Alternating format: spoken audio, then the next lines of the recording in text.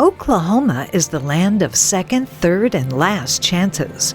Who were the people that made it so? The Red River Institute, JohnJDwyer.com, me, Gwen Faulconer Lippert, and our signature sponsor, Atwoods, present Oklahoma Gold. Together with award-winning author and historian John J. Dwyer, we'll stitch the golden threads of Oklahoma history. Here now on Oklahoma Gold.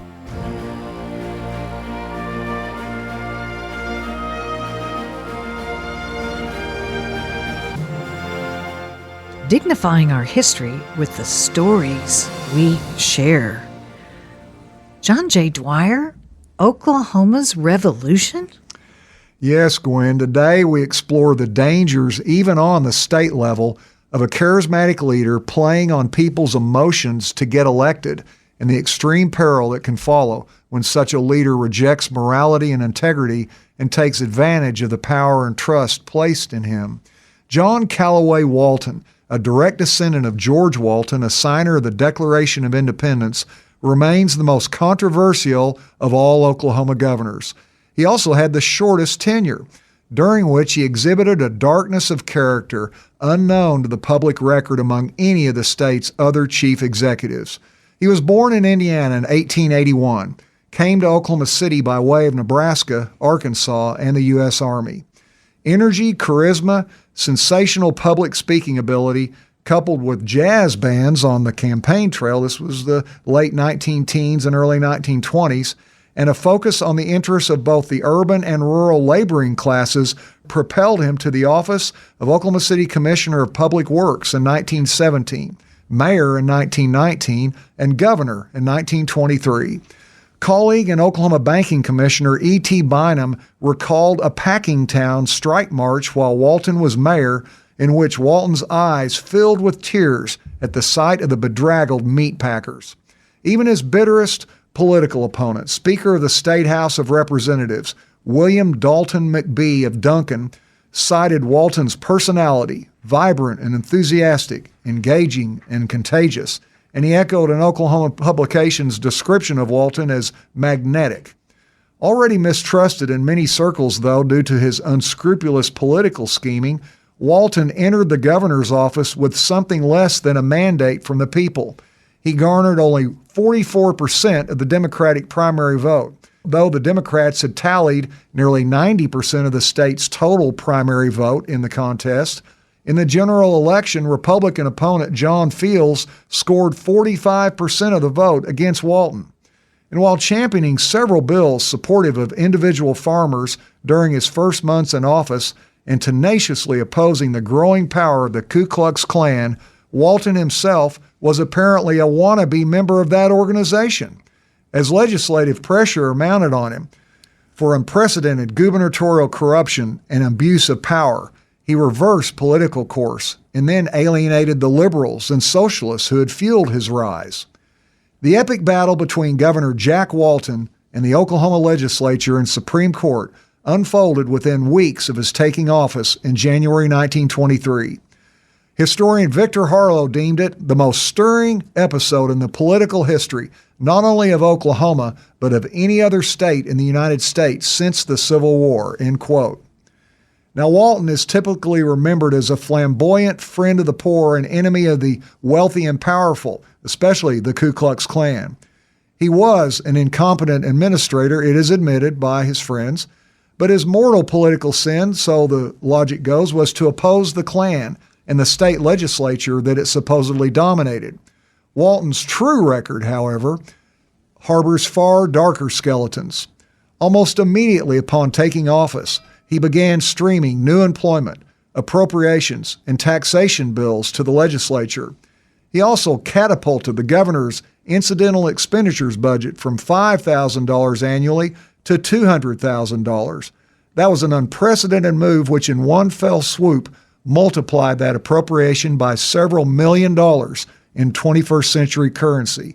And again, that was a unilateral decision on his part as governor. So the governor gave his own budget that much money? He was very impressed with his own performance in those first 3 months of office.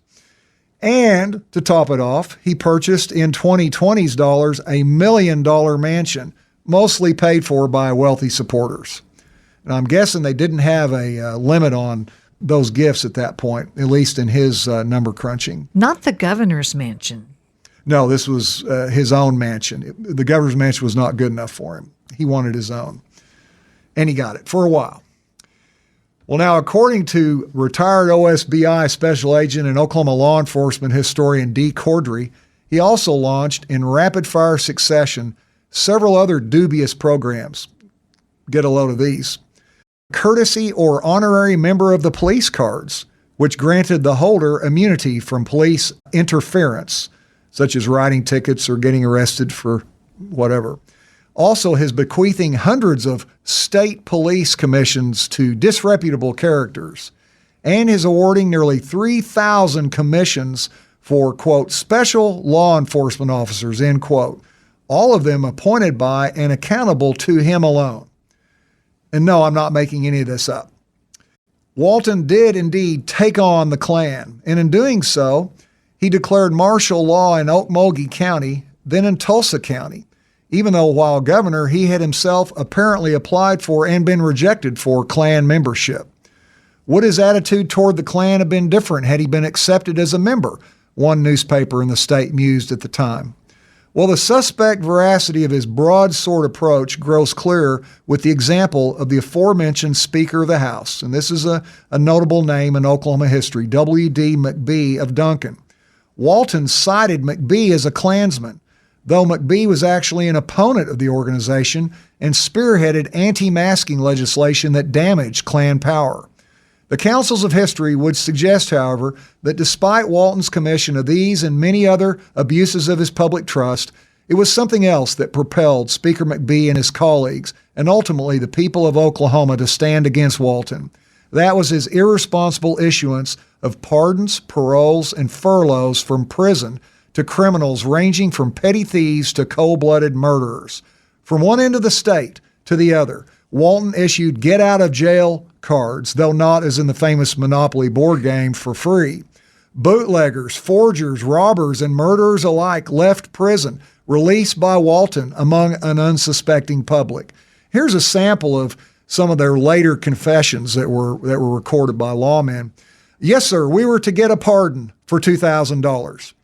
He told me that for $3,000, he would get Ira a pardon. He called me again in a short time and he said, well, I have good news for you. I can get the pardon at your price. Well, referencing these remarkable acts, Speaker McBee declared Walton's own culpability for the rise of Klan-style vigilantism. Mob law has its genesis when the governor declares that no matter how brutal a murderer may be, the murderer may never receive the punishment prescribed by the laws of Oklahoma. And when some of the most brutal criminals that ever disgrace God's earth are the recipients of clemency and are turned loose to repeat their offenses among the law-loving citizens of this state. Well, Oklahomans had seen enough by September 1923. A grand jury was called in Oklahoma County to investigate his actions.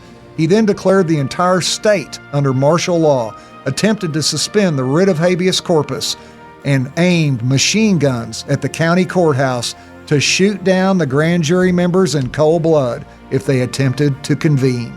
How did they let this happen? You might call that tarnished Oklahoma gold.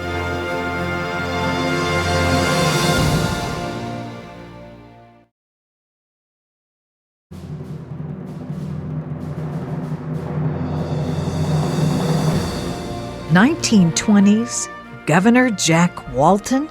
And we haven't heard the worst of it yet? John J. Dwyer, what more?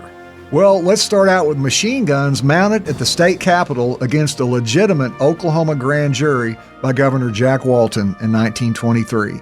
That's right. Speaker of the House William McBee of Duncan, Muskogee Representative Wesley Disney, and other legislators at this point moved finally to impeach. I say finally, he'd only been in office a few months. To bring charges pursuant to removal from office, Governor Jack Walton. All this unfolded against the backdrop of breathless coast-to-coast media coverage. That's right, coming from Oklahoma out on the plains in the early 1920s.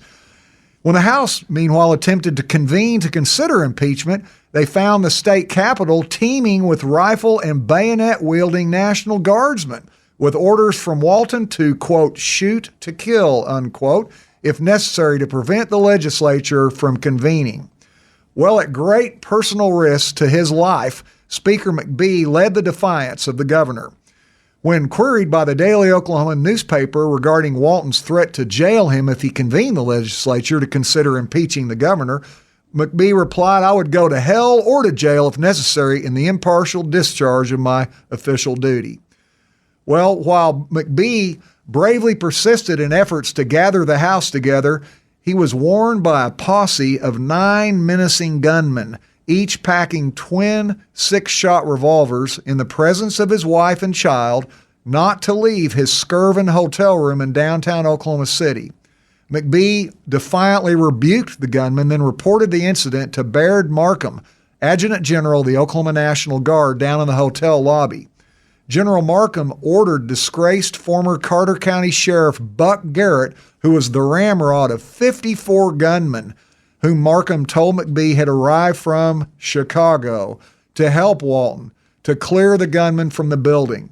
They did so, but McBee, the Speaker of the Oklahoma House, learned his and other legislators' rooms had been ransacked and whiskey bottles placed in them. Meanwhile, Walton's ties to the fearsome Kansas City underworld, center of American criminality in the 1920s, grew clear. This occurred upon discovery of the governor's 10th Ward Democratic Club Incorporated of Kansas City membership card, signed by Mike Pendergast, brother of the city's infamous political and gangland kingpin Tom Pendergast, the Pendergast machine. Adjutant General Markham later told McBee that the Speaker of the House and 8 other legislators had been targeted for assassination during these events. Assassination? Assassination in Oklahoma. Well, Walton and the legislature battled for days in court as tension mounted across the state, and the nation incredulously followed the drama. Attorney General George F. Short finally ordered a statewide election to determine whether Oklahoma's elected representatives could meet to consider impeachment charges against the governor. Well, Walton recognized the pivotal nature of this ruling, which McBee had boldly precipitated. The governor fought it in court, too, and he warned all 77 county election boards against having the election and dispersed armed enforcers around the state to prevent it. And here's another quote from Governor Walton: "There may be bloodshed, but there will be no election," end quote. He was deadly serious. Despite Oklahoma County Sheriff Tom Cavnar, deputies, and we've got a picture of this scene in Volume 2 of the Oklahomans, the sheriff, deputies, and citizen volunteers armed with shotguns, pistols, and rifles guarding the ballot boxes downtown at the courthouse, Cavnar and his men still had to face down a late attempt by Walton's pistol-packing so-called Minutemen to take the boxes from them. "If you don't get out of here and get out quickly, there'll be shooting in 2 minutes," Cavnar told them. The armed intruders departed. Well, Walton's agents managed to stop the vote in 7 counties, but the rest of the state delivered a crushing defeat to him, nearly 80% of the people voting to convene the legislature. And once that historic trial began, the evidence against Governor Walton poured forth for days. The Oklahoma House charged him with 22 counts. He was convicted by the state on 11 of the charges and removed from office less than a year after taking it. He served later as an Oklahoma Corporation Commissioner for 1 term, but was rejected by voters for several tries at higher office. More than 30 years after the momentous events he himself so shaped, Walton's great confronter, the aforementioned Speaker of the Oklahoma House, William Dalton McBee of Duncan, addressed the larger stakes at play related to Governor Jack Walton in McBee's powerful book, The Oklahoma Revolution.